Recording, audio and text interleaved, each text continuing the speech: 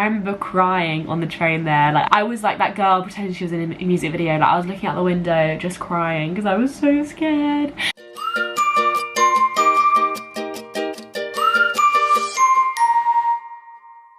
Hello everyone and welcome back to my channel.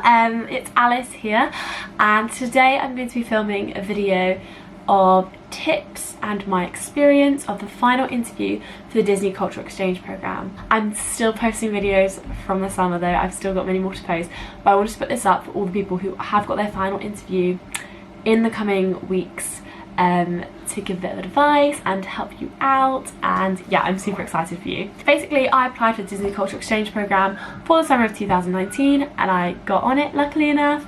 So yeah, that's only the background you need to know. So basically, I think it's like a week after you find out you've got a final interview, you get an email with different time slots where you can select the time slot you want for your interview. I was on the very first day.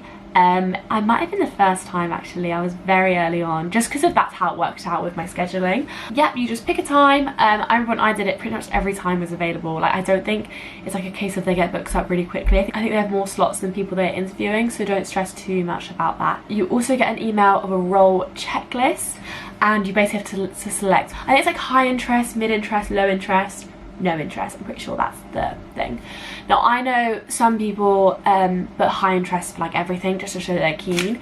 I didn't do that because I think it's way better to be honest. Like, there's no point in me putting high interest for a lifeguard when I know I had no interest in being a lifeguard, and also I'm not comfortable swimming and I wouldn't want that responsibility of being in charge of someone's life on my hands. I just wouldn't want that. So I think pretty sure for lifeguard I put no interest, because if she had asked me in the interview, she didn't. If she'd asked me why did you put no interest, I would have said I'm just not comfortable swimming, like that, and also I don't want that responsibility on my hands. Safety is so important. I don't think that's something you take a risk on or just give a go, you know. So yeah, my advice is just be honest. Like, if you don't want to do something, don't just put it high interest to seem keen. It just makes their job more difficult. Like, if you, like, I only put high interest for 2 roles, and that was merchandise and character performer, and I got merchandise. I'm pretty sure I probably made their life easier because I made it very clear what I wanted to do. Whereas if you put high interest for like 8 roles, then it's like, well, we don't really know which one she wants the best, so I'm just guessing it'll be that one. Whereas most of the time people have got an ideal role in mind, so you know, maybe but most in high interest for just a couple, but mid, if you're really one of those people who want to seem keen, but high interest for just a couple, and then but mid for most of them, just so there is some kind of distinction. Yeah, just be honest with it. Like, they know you want to do the program, you put so much effort into your application already. They're not going to think they put low interest for custodial, therefore they're not grateful and they're not that excited about the program, so we're not going to give them the job. Like, I'm pretty sure it doesn't work like that. Just put what you want, basically. So the other admin thing you have to do before the interview is you get a proof of student status form, which you basically have to get someone at your university to sign to prove that you're a student. So I just got my administrator of my course to do it, and you have to get the university's stamp as well. And if you just ask, well, in my case, I just said to the administrator, oh, they need the stamp as well, and she just did it easily. Like, I think it's pretty standard for them to get these kind of forms, so it's very normal, so don't be nervous about that. For the interview, you just had to bring the proof of status form and a photocopy of it and a photocopy of your passport. Before the interview, we actually had a group chat for our group because I think my program was just obsessed with group chats. I'm pretty sure it's probably every program, but there were about 1 trillion. So basically there was just a poll on the big group chat of what time everyone was, and then we answered, and I think someone in our group made a group chat. There were 8 of us in our interview time, and we all met beforehand in the McDonald's in Hammersmith Station. And that was really nice, just to chat to each other and relax a little bit. And then when it was our time, we walked to the Disney HQ, and it's actually just outside the station. Like, it's so close, so it's very easy to find. And also that there's Disney things you can see through the glass, so that's a bit of a giveaway. As you enter, there was a bit of a bag check, and then you get your little lanyard and your badge. I haven't got mine here because I'm at uni at the moment, so it's at my home.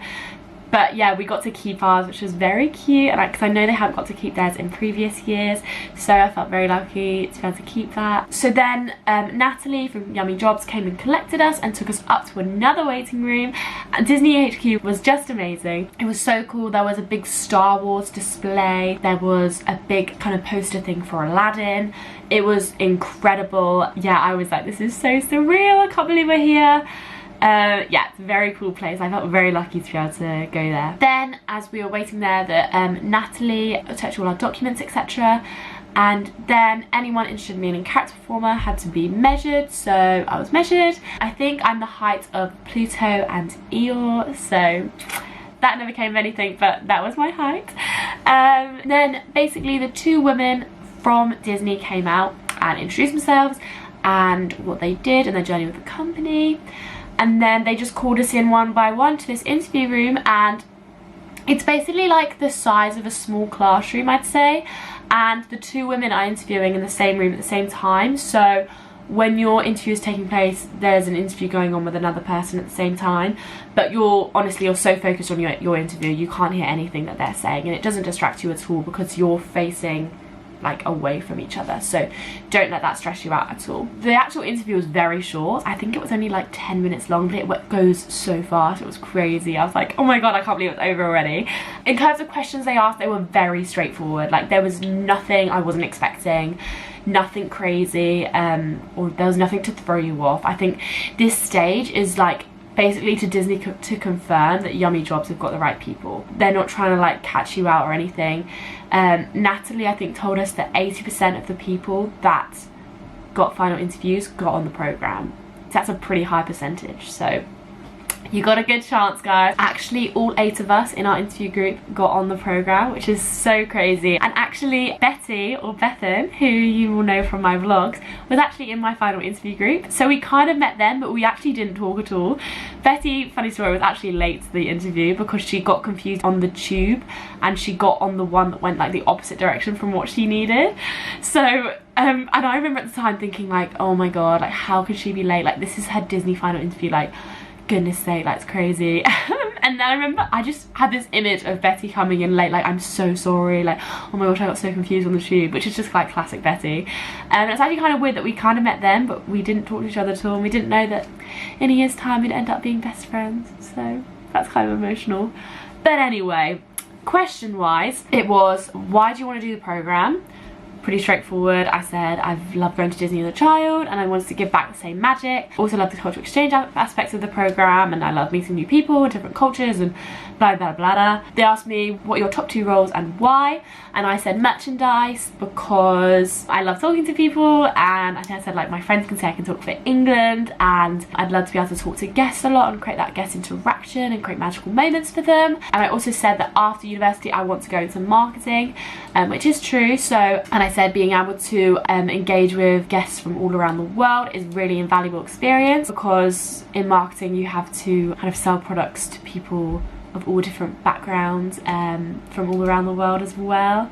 I can't remember exactly what I said, it was something along those lines. If you can relate it to what kind of career you want to do, I think that's kind of good. It shows you've got a bit of direction in your life. And then I also said character performer because I said I have lots of drama background and I love acting, and meeting the characters is one of the main parts of people's trips to Disney, and I'd love to be able to be a special part of that. So yeah, and then I think she asked me what experience I have. Was it maybe top 3 experiences you have? Something like that. Basically, have in your head some experience that is relevant. So I think I said at school, because I was head girl and I had to talk to a lot of people and meet and make conversation with a lot of people who were loads of different ages, different backgrounds and beliefs and that kind of thing. And then I also said when I had my trip to Ghana, I volunteered on a human rights program, so that was very different, and that was also a lot of heat, so similar to the Florida heat, so I had to like adapt and get used to that. And then I can't remember what else I said, something else, but you know the drill. They also asked about the living situation, if I'd be okay with that,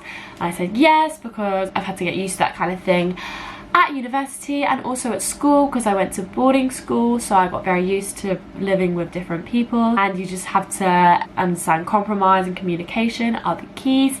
and yeah, just like be nice to each other and help each other out, that kind of thing. Not rocket science, nothing crazy. She then asked me what if I have any tattoos, which I don't, and she also asked me how I found out about the program, and I basically said, oh, my sister did it the last 2 years as well, and she was asking about that, and I think she asked like what role she did, and I said merchandise, and how she really loved it, and I said where she works and stuff. So that was a nice little chat conversation point.